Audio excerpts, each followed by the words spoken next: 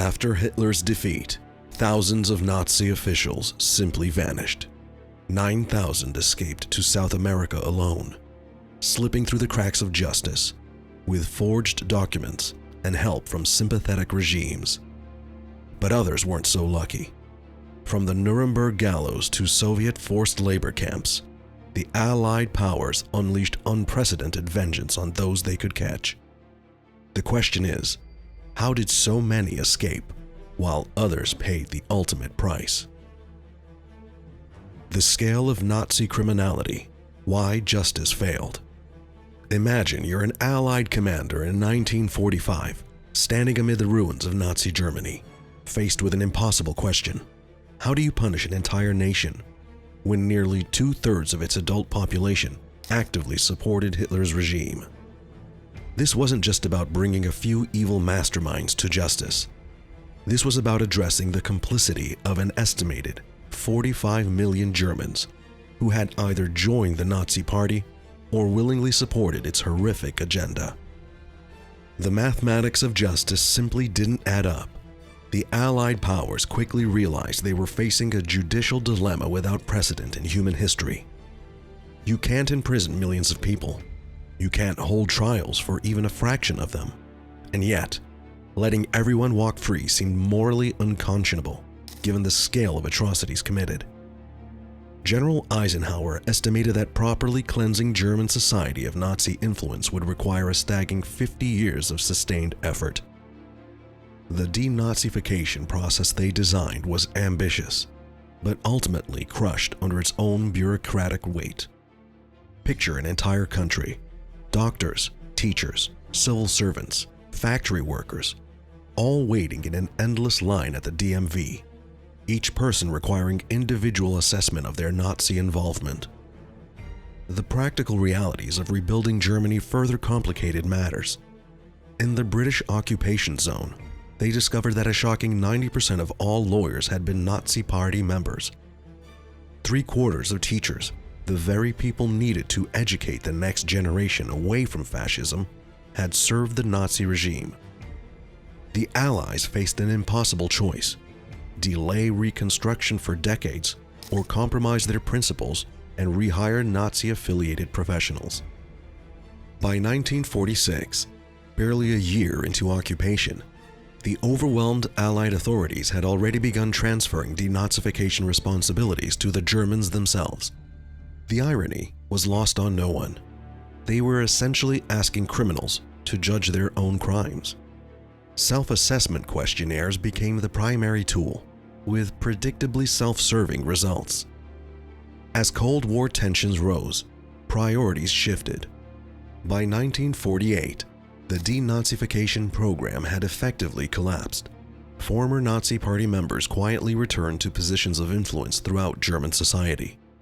The initial moral clarity of 1945 had given way to cold pragmatism. This context reveals the Nuremberg Trials for what they truly were: not comprehensive justice, but symbolic punishment. 12 death sentences at Nuremberg, when millions had enabled the Nazi machinery, represents a staggering compromise between justice and practicality. The trials established important legal principles, but they barely scratched the surface of accountability. Escape routes, the rat lines to South America. Those symbolic trials at Nuremberg barely scratched the surface of accountability, and some of the regime's most notorious criminals knew it. While Allied prosecutors were building their case against a select few, approximately 9,000 Nazi officials were slipping through an elaborate escape network that stretched from the Vatican to the ports of Argentina. The question isn't why some Nazis escaped justice, it's how so many managed to do it so effectively. Behind this mass exodus stood a surprising patron: Argentina's president, Juan Perón. A fascist sympathizer himself, Perón didn't just passively accept Nazi fugitives, he actively facilitated their escape, creating organized rat lines that funneled war criminals through strategic ports in Italy and Spain. These weren't desperate individuals making solo escapes.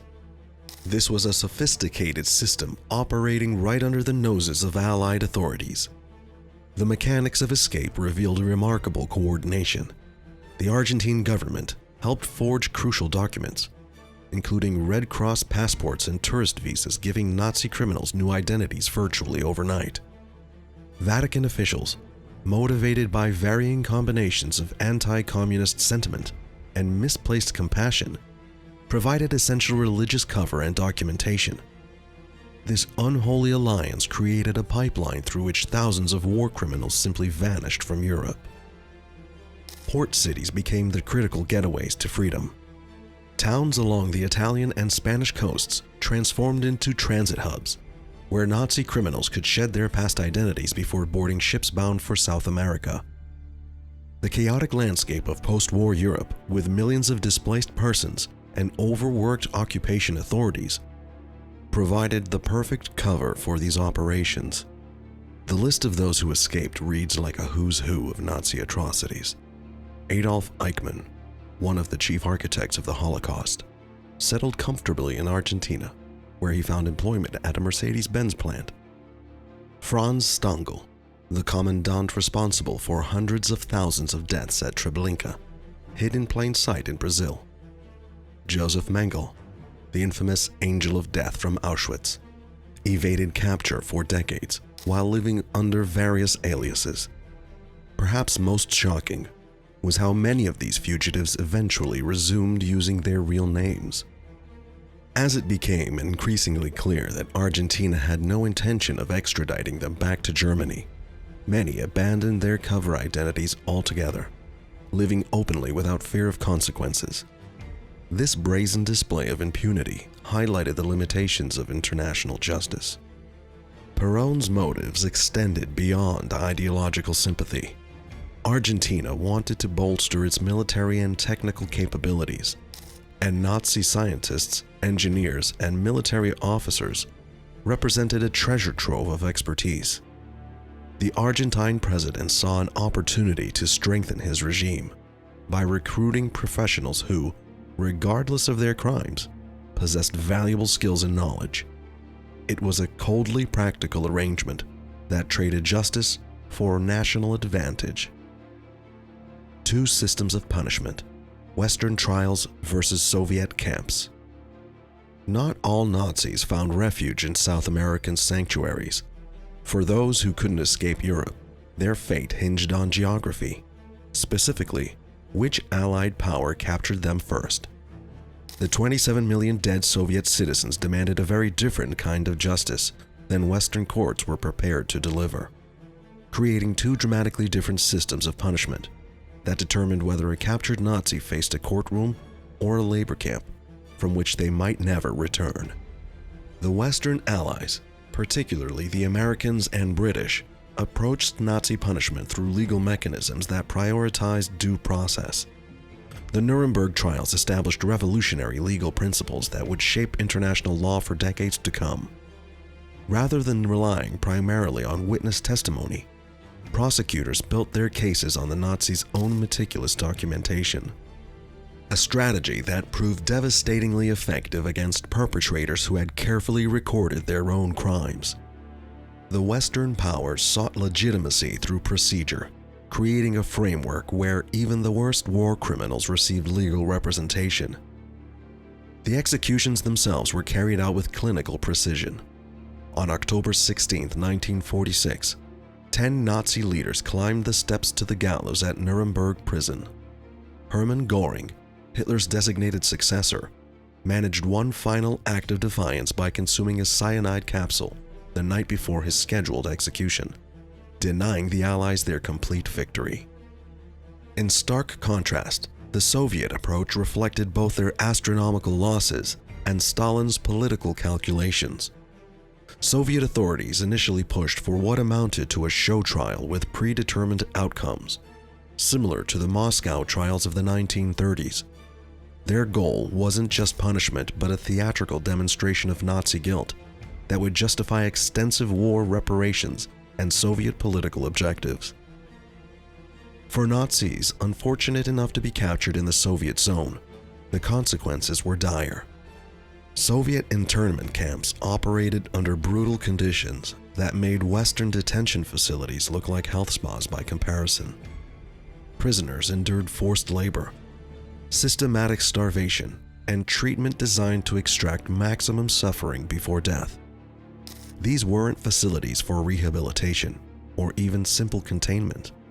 They were engines of vengeance, powered by the collective grief of a nation that had lost nearly 1 in 7 of its citizens. The hypocrisy in both systems was equally glaring. While the Soviets prosecuted Nazis for atrocities like mass killings, they themselves had committed similar crimes, most notoriously at Katyn, where they executed thousands of Polish officers.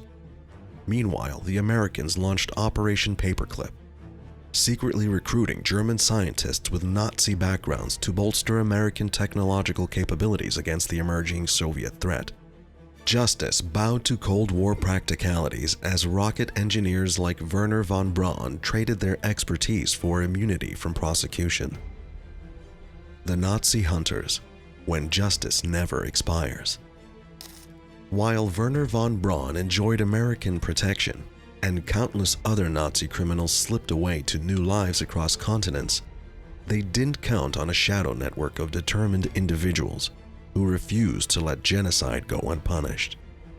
These Nazi hunters, Holocaust survivors, intelligence agents, and ordinary citizens operated without official sanction, but with extraordinary resolve, pursuing justice when governments had long abandoned the chase for political expediency. Simon Wiesenthal embodied this relentless spirit, a Holocaust survivor who lost 89 family members. He transformed unfathomable personal trauma into a lifelong mission. For me, the Holocaust is not a historical event. It is a personal experience. I have to do something about it, Wiesenthal explained, establishing a documentation center in Vienna that became ground zero for tracking Nazi fugitives. His most significant triumph came in tracking down Franz Stangl hiding in Brazil. The former commandant responsible for 900,000 deaths at Treblinka and Sobibor had been living under his own name, convinced his crimes were buried in the ashes of war, until Wiesenthal proved otherwise. Perhaps no operation better exemplifies the extraordinary lengths Nazi hunters would go than the 1960 capture of Adolf Eichmann. Israeli Mossad agents conducted months of surveillance in Argentina before executing their audacious plan. After confirming his identity, they drugged the architect of the Holocaust's transportation system, disguised him as an injured airline worker, and smuggled him aboard an El Al flight to Israel. The entire operation defied international norms, crossing sovereign borders and testing diplomatic boundaries, all in service of a higher principle: that mass murderers must face justice, regardless of time past. The Eichmann trial established a critical legal precedent. Crimes against humanity have no statute of limitations. This principle continues guiding prosecutions even today. In 2019, American authorities finally deported Jaquil Palij, a 95-year-old former Nazi guard living quietly in Queens, New York. Historians had uncovered his role in a forced labor camp decades earlier, but his case required persistent advocacy to overcome bureaucratic inertia. His deportation at such an advanced age sent a clear message: neither time nor frailty erase accountability for participating in genocide. The psychological impact of these hunters extended far beyond those they captured. Every Nazi who escaped lived with the knowledge that someone might be searching for them, that a knock could come at any moment. This psychological burden meant that even those who evaded physical capture never truly escaped. The hunters ensured that walking free wasn't the same as being free. Eichmann's execution in 1962, the only civilian execution in Israel's history, provided a stark contrast to the more numerous Nuremberg hangings. Where Nuremberg represented institutional justice, Eichmann's case embodied something more personal: the determination of victims to hold their tormentors accountable. regardless of how long it took or how far they had to travel. The Nuremberg Trials weren't just a historical event. They fundamentally transformed our understanding of justice itself. Before Nuremberg, the concept of international accountability for mass atrocities barely existed. In its wake, we established something revolutionary: that individuals, not just abstract nation-states, could be held personally responsible for crimes against humanity. This legal revolution continues to reverberate today. When international tribunals prosecute war criminals from Rwanda, Yugoslavia, or Cambodia, they're building directly on Nuremberg's foundation. These proceedings remind us that however long it takes, however many decades pass, the moral ledger of history demands balancing. What makes this legacy so vital is its warning to future perpetrators. No matter how powerful you are today, tomorrow's justice may find you. In a world still plagued by ethnic cleansing and genocide, Nuremberg's enduring message that accountability transcends borders and time remains our greatest safeguard against humanity's darkest impulses.